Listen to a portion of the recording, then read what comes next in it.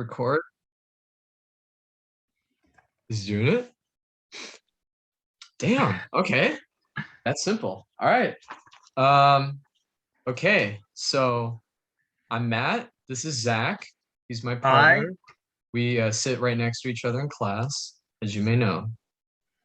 So I have 6 questions about the Poet X that I prepared for this interview. So if you have Good. any insight or, stuff you want to Yeah. say about the questions, feel free. I'm Uh, happy to be here, Matt. I'm happy to be here. Thank you for Thank you. having me. I was Th- a little worried that you might flake, to be honest. So Oh yeah. this Uh, is I a was gonna pleasant bail on you. surprise.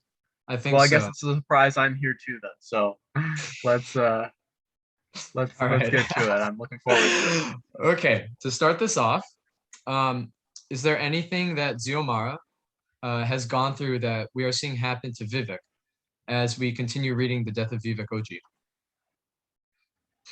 Okay. So Zamara, she and Vivek share some challenges with their personal concept of identity, but it's in a bit of a different way.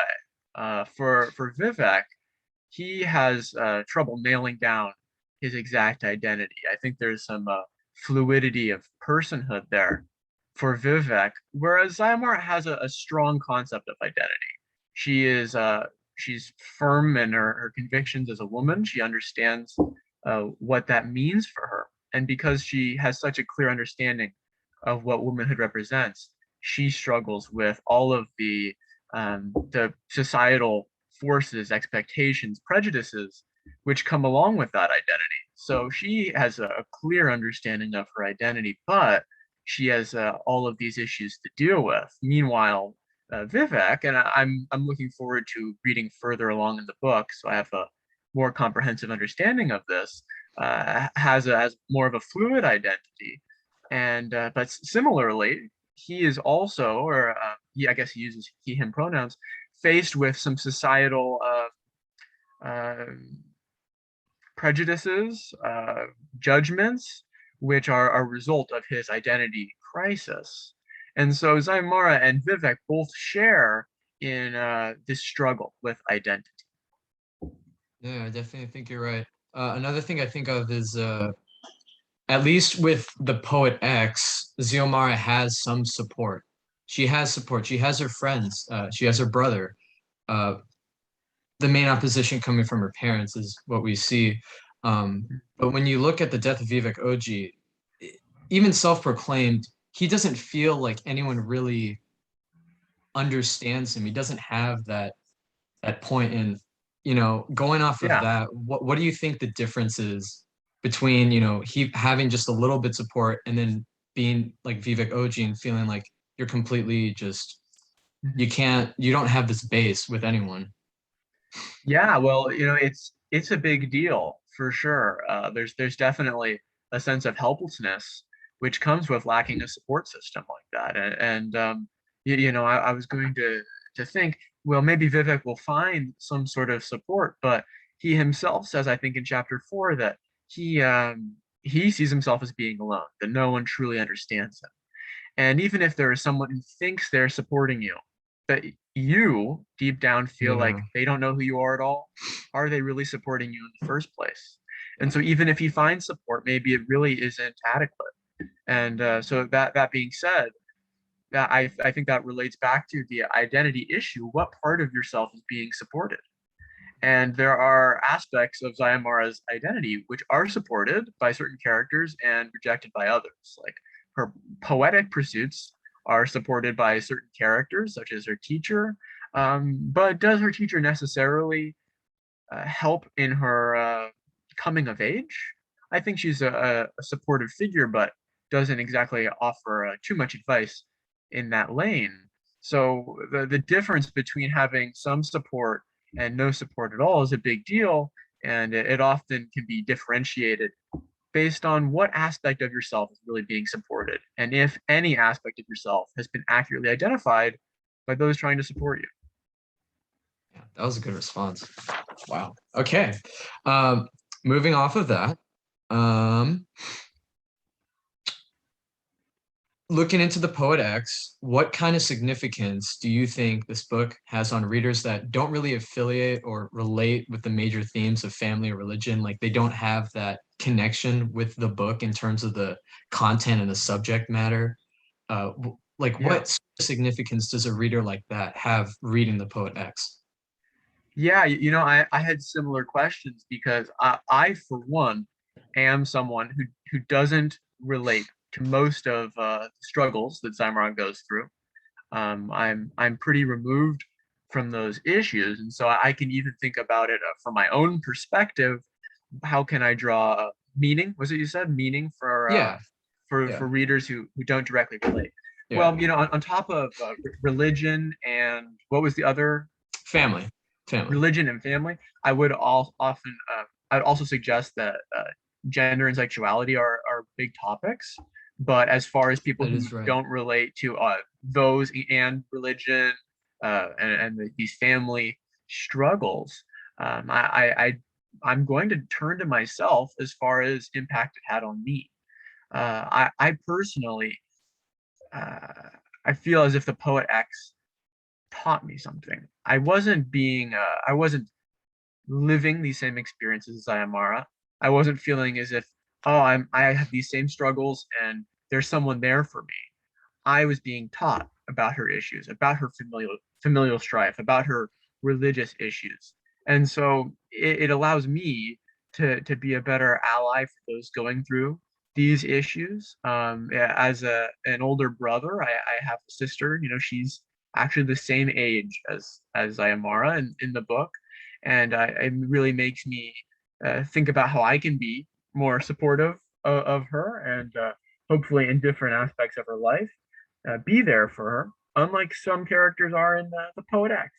And there are some supportive characters that do some really positive things, and so it's not all negative. It's not just a book about bad role models. It's a book about it's a mixed bag, and so there's people that I can learn from. I think Father Sean is a good role model, for instance, and he navigates that crossroads of religion, family, sexuality quite well.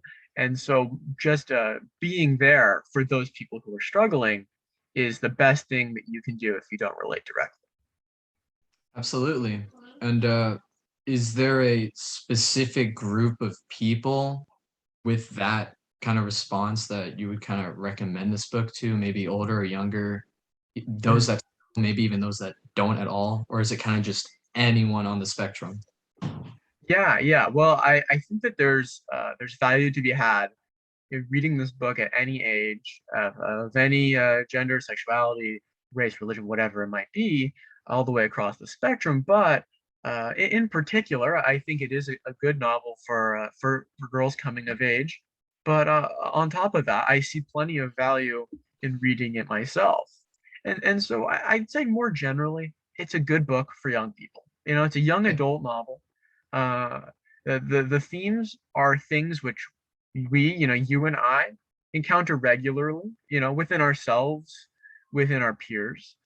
So I'd say it's primarily a novel for young people because there's also there's lots of feminine issues and things that the women go through, but it's equally important that you and I understand that because they're a huge part of our life. Half the Oh yeah, people no, we absolutely. we meet. So I think it'd be too hasty to say this is strictly a book for young women coming of age because I think it's ultimately a book for anyone who has to help be supportive. That seems like one of our themes today for the people going through these tumultuous times.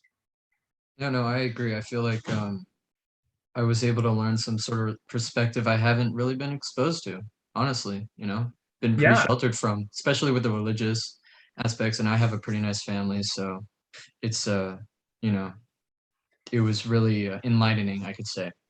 And yeah, then, yeah. And I'll add one thing. yeah, For as far as like the family aspect, I think that this would be a good book for a character like Mommy, her mom to read. Mm, because it would teach her. It's kind of like reading her journal a little bit, as many problems as that might create. Um, there are issues like where mommy says, no, I absolutely do not accept your beliefs. I have no room for flexibility, but I do think some of the problems arise from a lack of communication, and maybe that is a cultural component. But I think there is then value to be gained from reading this as an older person or a parent, yeah. to once again be a cooperative ally. Yeah, no, I completely agree with that. Completely agree. And you kind of answer this a little bit with that question, but I wanted to talk about the sort of impact or the meaning or message you were left with when you finished this. You kind of answered it, but if there's anything else you can think of, if you would just if you could let Yeah, me know. yeah. Well, first of all, I would say that this is a hopeful book, and lots of young adult novels, I'd say as a genre, are hopeful. There's not a whole lot of them which end on a really sour note, and sometimes it requires some suspension of disbelief in order to believe that these fairy tale endings can really be. But when I finished this book, I was left with an appreciation for the YA genre's optimism, because this is there are many ways I can think of that Zayamara's life that we see encapsulated in this book could have really gone awry. It really could have gone off the rails.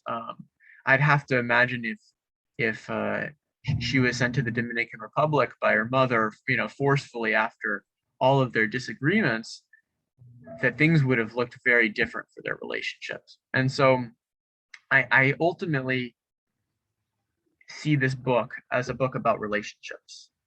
There's relationships between there's romantic relationships, familial, and then relationships with oneself, their identity, relationships with religion, spirituality, art. And so where all of these relationships intersect is this positive ending. And so it really leaves me with an air of optimism to try and reflect on my own relationships and think about how I manage my personal relationships, my inner relationships with myself, with spirituality, and just take a step back and consider, what role do you play in the lives of so many other people? Because it's a connected world. It's a big web. They say that if you have a friend and they have a friend and they have a friend, if you do that something like 8 times, you'll have millions and millions of people on the earth. And so relationships are everywhere you look, and you're always just a few relationships away. For Father Sean, he was just one relationship away from all of the struggles that that plagues Aymara. And if you realize, wow, I'm really so close to this person, if only I look for this connection, can you really make an impact on the people around you? That's a very positive outlook from it. And then, I mean, that's a lot to gain from this book. And with that much knowledge, is there any questions you have, possibly that even I can answer? Anything? Sorry. Anything you were, any questions you really had about it? Anything you wanted more to know about? Something that you felt was unanswered? Yeah, yeah. Zayamara, she turns to poetry quite frequently as a coping mechanism, ultimately, and it's a valuable source of escapism for her. And I'd kind of be curious to see if Twin, her brother, would ever be interested in similar sorts of pursuits, because he has I think a lot to say, though we don't hear much of it. I guess one question I would have is if Twin were to write his own collection of poetry, but about the same story, how do you think he would write it differently? How would his perspective be different from Zayamara? Because even though they have all these shared experiences, I think the change in perspective makes a big deal, and I think that he could find a lot of value in some escapism of his own. Yeah. The thing with that, I will go on a little bit of a tangent here, is I feel like people have different coping mechanisms of sorts. So when Xiomara may find that escapism, as you said, through poetry and writing, her brother Twin may not be able to land that ground with writing. Maybe something else, could be music, it could be arts, I mean, drawing, it could really be anything. So I'm not, yeah, it's hard to imagine what it would be like. I mean, I imagine it would not be as nicely written, that's for sure. But uh, yeah, that's an Yeah. interesting question. Well, yeah, he's a smart guy. I think he could do a good job. But like you said, maybe it's not poetry. Maybe it's Twins Twins' new music album. Is some overture in B flat by Oh Twin. my I'd love to hear that, and I think different art forms are wonderful mechanisms of escapism and allow you to deal with things such as sexuality, which both Twin and Zayamara go through. And so, that's one other big takeaway I have from this book is that it's a really wonderful thing being able to have some form of escapism, some sort of creative outlet, and this just kind of encourages people to attend that poetry club, to write Yeah. that poem, to open up that notebook, and just give it a try. Let the pen hit the paper and see what comes of it. Yeah, absolutely. All right. Okay, moving on to the next question. With the constant harassment from the religious standards Xiomara must follow, which almost always has some sort of involvement with the drama and contention of the book, does this book feel like it is criticizing religion or more so focusing on simply demonstrating a story with the sole purpose of relatability to help those in similar situations get through? Maybe both? Yeah, I'm a big fan of the religious lens for this text. I'd say that it's definitely a critique of religion, but it's not denouncing it. It's not suggesting that the readers abandon it, because even though Zayamara has her poems, there's things to be gained from it for certain that she does find by the end of the book. And I'd say it's an argument about what religion's place is within the society. So I see it. This maybe is my personal belief, and I think an argument that Acevedo also advocates for, that religion is strongest as a community builder. It unifies people and it generates this aspect of community, which allows people to express themselves, to deal with their personal conflicts, and shouldn't be used as a mechanism to tell you what girls should and shouldn't do, but instead to empower girls to get together and better interpret the world around them and encourage them to do things like poetry in the face of obstacles that they may face. And so I think it is a critique of that brand of religiosity that's very judgmental or suppressive, and ultimately provides suggestions about the role that religion can play in a really positive light. Father Sean being one of the most positive characters in the book, from my perspective. He does little wrong. And so I think it has a positive place within the novel.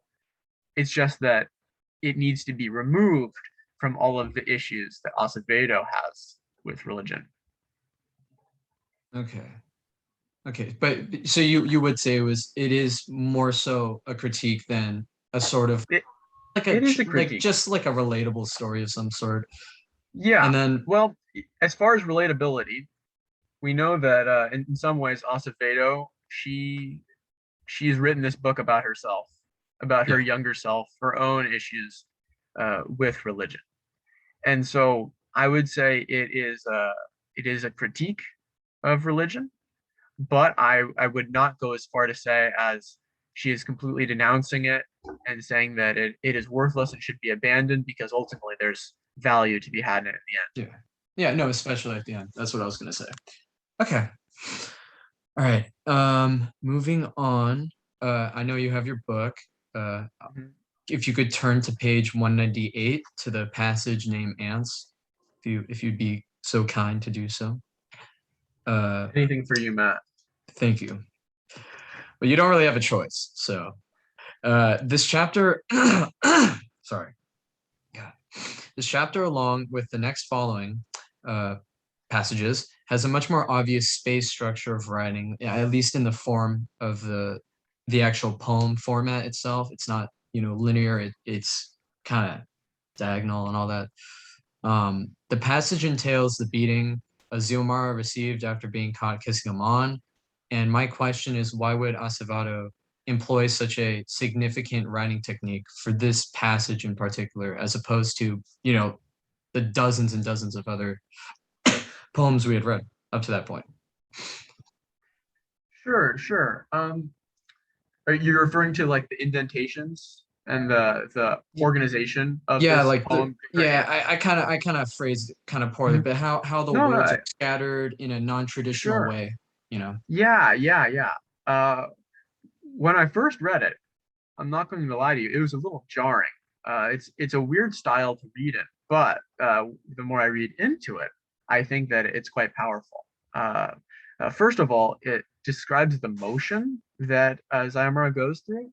So these words go down, down, down, down, down. All these downward slants, and it reflects Zayamura going down onto her knees and begging for her mom to like have respect for her wants and this real desperation and this low point that Zayamara founds. And it's an interesting juxtaposition because she reaches a really low point here in the novel.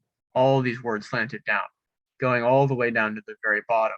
But it is the absolute, I would argue, well, could be the climax of the novel to some extent. And one of the major points of action here.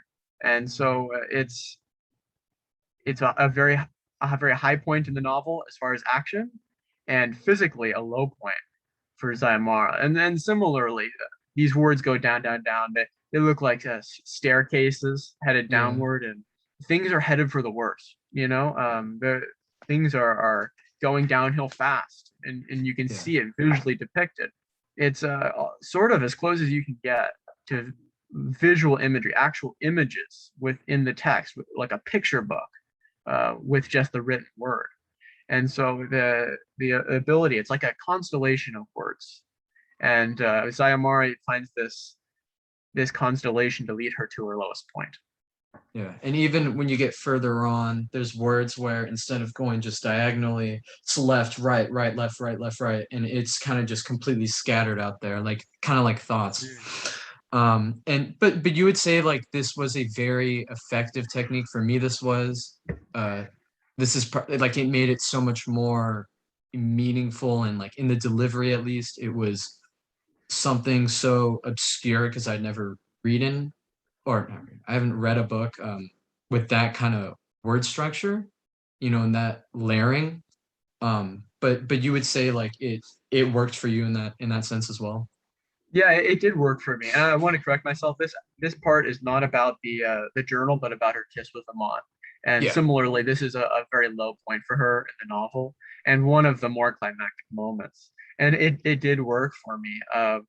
And I liked the comment that you made about how these feel like thoughts. It feels like a stream of consciousness to me. It's a bit chaotic and scattered, and there's a lot of entropy to this scene. And it reminds me of just the overwhelming flood of emotions you feel when you did something wrong, Yeah. or your heart sinks, kind of like these words down into the pages, and you're like, oh, you really feel it deep in your core, like this, there's something wrong here. And for Zayamara, I think it's really the realization that her relationship with her mother is in a bad place, really. It's really in a bad place that this is the only way that they can work out their differences and about their perspectives on relationships. Yeah. All right. Moving to the last set of questions I have for you. To wrap this up, if you had the opportunity to interview any character from the book to learn more about or perhaps get their perspective from, who would it be and why? Well, I've brought him up a few times. I'm a big fan, Matt. I'm a big fan of Father Sean. Father Sean.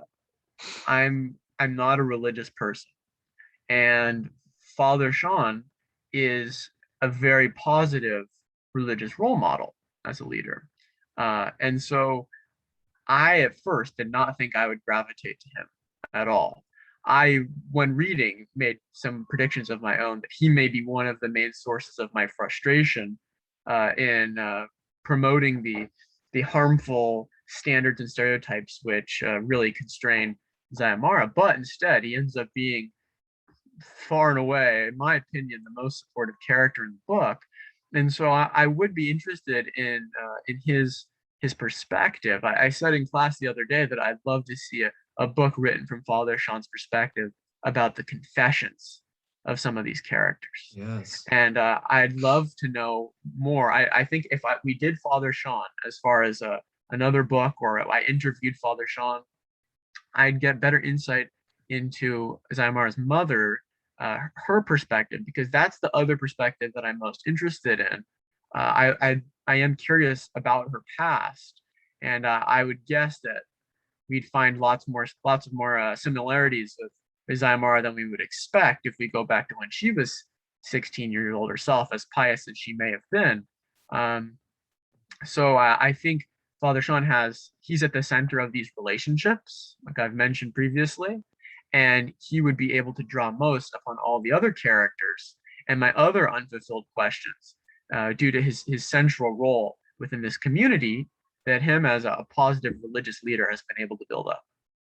Yeah, and going off of that, because there's a massive religious presence in here, and it's almost, in a sense, dooming for Xiomara. It is a bit of a juxtaposition when you're looking at Father Sean, and he's a much more religious figure. I mean, that's his position, and he's the one giving the support. He's the one that you would imagine to be super strict if you're looking at Xiomara's mom, and she's the one really like really digging into her about these religious standards, and then Father Sean's the guy that is actually kind of backing Xiomara up and being that outlet for her instead of kind of following that